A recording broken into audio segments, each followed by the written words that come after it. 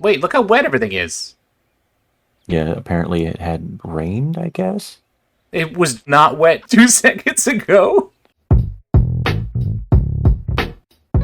Hey guys, welcome to Suspenders of Belief. I'm Heavy, And I'm Traby. and today we watched Halloween. This is a little movie from 1978, directed by one John Carpenter. Which is fun for me because I know almost nothing about John Carpenter other than that he's kind of his own brand. Oh yeah, there's a bunch that I grew up with watching, and it was one of those realizations that I had as I got older. It's like, oh, I like that movie. Oh, I like that other movie he did. Oh yeah, and he did this movie too. So now I look for them on purpose. Like I'll look at his filmography, and if I haven't seen something, I'll check it out.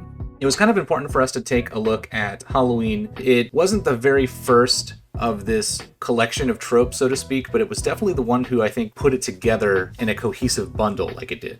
This one created the slasher genre, which lasted for a few years until Wes Craven came along in the mid 80s and kind of breathed a little more life into it. This movie is kind of hard to concisely explain, at least for me jumping in cold, because you're shown this little kid who commits a murder, gets sent to an insane asylum, and then escapes, and then just decides to randomly start killing people, and we're given very little motivation or desire or explanation. The only insight that we're given is from a person who's supposed to be a psychiatrist, and he's basically the worst psychiatrist ever, where his solution is just like, I'm just gonna find him and shoot him. I'm not gonna talk him down. I'm not gonna try to bring him with me. No, like, he just has a gun, and he's on edge, and he draws it. He's just the worst. The idea is that Michael Myers is less a human being and more just like a force of evil, like the embodiment of evil. Loomis says this explicitly in the movie. Speaking of characters, too, you have the Laurie Strode. She's the good girl who doesn't drink and doesn't smoke and kind of gives into a little bit of peer pressure, but for the most part is just trying to be wholesome and do the right thing. So much so that it puts her in like the dangerous situation. I feel like if she had just stayed out of it, she might not have been involved in the third act of the film at all. She had just stayed home with the kids that she was babysitting. Yeah, that's true. And plus, Loomis wouldn't have found them either because the only reason that Loomis knew which house it was is because Laurie sent the kids out and they came out screaming and that got his attention. So yeah, it would have been very differently had she not gone to go check on her friends across the street.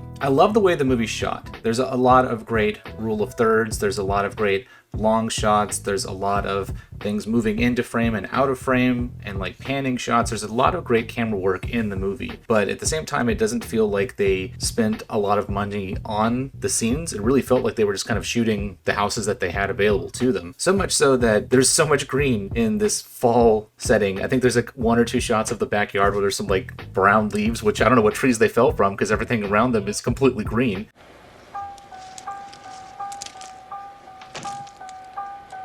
It's funny how Haddonfield, Illinois looks in no way like Southern California. It's very cheap in that way. You have almost nothing. You have like cheap sets and cheap props, and it's 100% atmosphere. If I didn't have any money, it's like, well, we're going to try to make this as effective as possible, only through like framing and music and lighting and things like that, because you don't have money for effects. You can't do gore.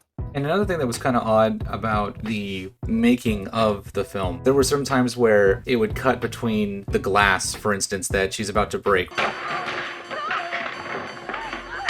could tell that glass was going to break before you showed it break because in the cuts, it was completely different panes. Yeah, a lot of that stuff I just take at face value as part of the texture of the movie, like warts and all. It's something I'm willing to accept. Most of the little nitpicky, nitty-gritty things I'm willing to let slide.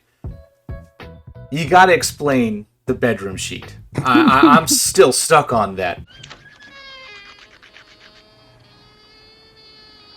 Please tell me what that was about. I don't really know. I never really think about it anymore. It's something else. I've just taken at face value. Like, for whatever reason, he dresses up. Maybe it's in the Rob Zombie version. They try to explain that a little bit better because I think the guy scared her earlier, or tried to scare her with the stupid sheet over his head. That's why it had holes in it and everything. He didn't do that. The other guy did it. So some part of the back of my brain is just like, oh, he has seen somebody else do that earlier in the movie. But obviously that didn't happen in this version we watched. So maybe it's the Rob Zombie version that has that. I'm not really sure. I just take it at face value. Oh, this is the part where he tries to do this ghost thing and it makes no sense. A lot of the nitpicky things aside, that scene, I was just laughing. Just completely removed. Like, all of the scary tension, all that great atmosphere, everything that it built was just like, no. No, this is dumb. This is like a parody.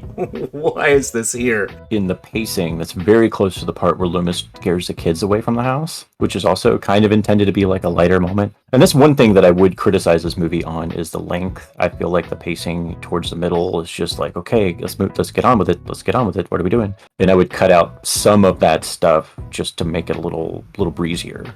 So one thing about this film, maybe the fact that it's a little bit dated. I know at the time it was kind of innovative, but it feels like a collection of these cliches. And I don't know, from, like, I guess a new prospective audience, a lot of it felt kind of tired, but I don't know how much to credit to this film. It's so early that the tropes aren't tropes yet. Some of this stuff may have been established previously, but not necessarily drawn together, and it's been done to death. Immediately after this, there were so many imitators that came out doing their own version on the slasher flick, and it became a thing. Like we were talking about when we were watching it, the bit in Scream, one of the guys says, "I'll be right back," and we're like, up, you're not supposed to say that. It's because it became a thing at that point after this movie. But up to this point, it was new. So it's one of those things when you go back and watch older movies, you have to put yourself in that mindset that the audience had not necessarily seen this to death and knew exactly what was coming every step of the way. Like you talked about, oh, Laurie fell over on the way out. Oh, why did she give up after beating on one door and blah, blah, blah. It's like a lot of this stuff, nobody had really seen this before,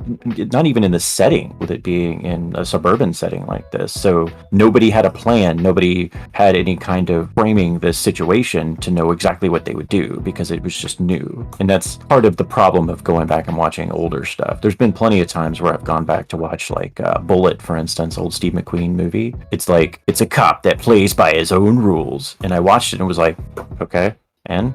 Because we'd seen that so many times in like every cop movie, it's that. And that's basically the point of this movie, and it was just not effective for me at all because I'm like, I've seen all this before, it didn't work. And that's the problem with coming back to this early slasher flick, is it's all very familiar territory.